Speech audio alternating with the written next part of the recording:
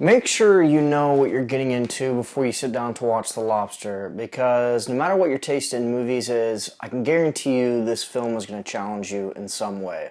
If you've seen or heard of the director's previous film, Dogtooth, then you're probably already aware that Yorgos Lanthimos is the kind of filmmaker that is totally unafraid to let his colors show and to offer up the most bizarre cinematic concoctions he can possibly muster.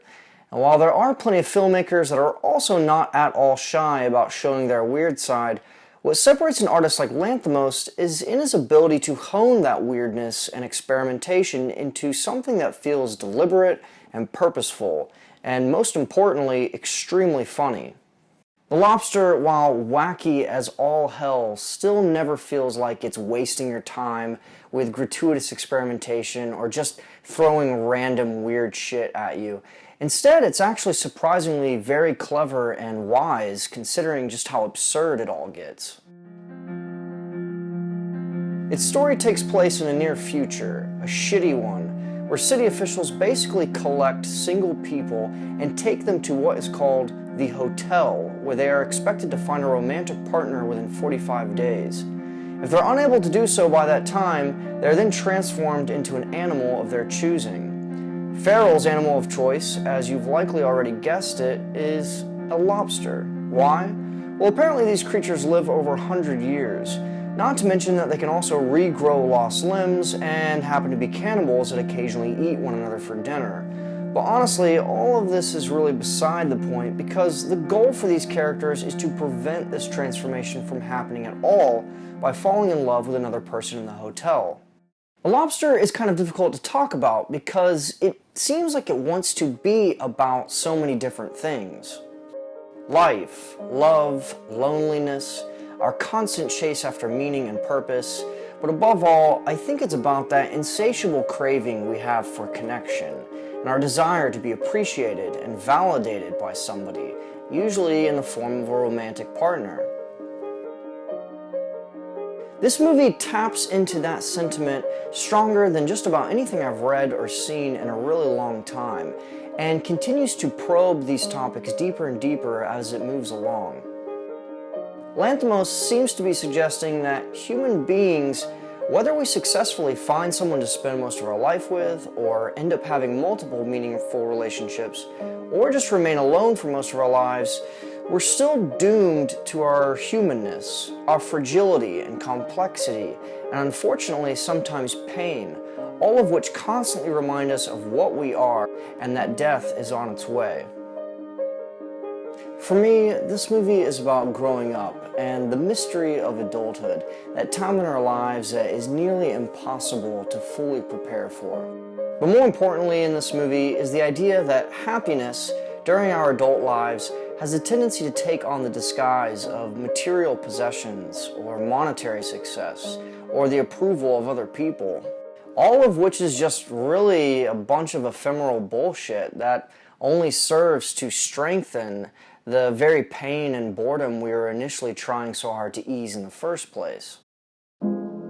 Aristotle said that the man who can live alone is either a god or an animal.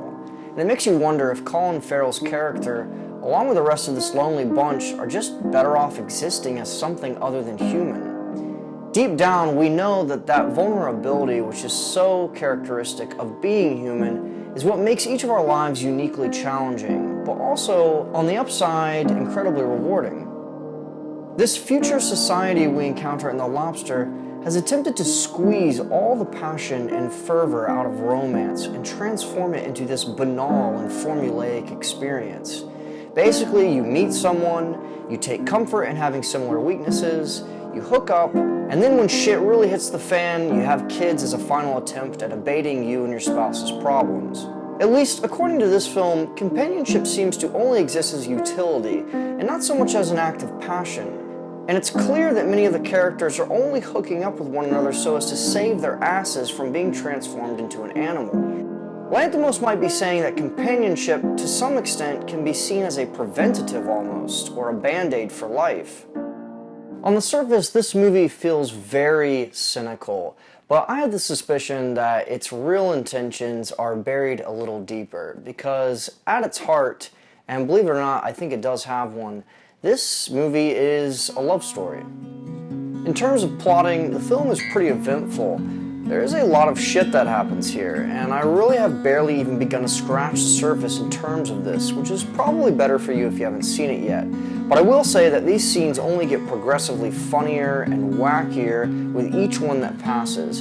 And just like Lanthimos' previous film, Dogtooth, the humor is usually found in the darkest corners. Those bleak instances that at first might strike you as depressing or twisted, but then really quickly prove to be hilarious and totally absurd. And while the film is extremely philosophical and loaded with food for thought, I still have to believe that Lanthimos mostly intended to make a comedy here.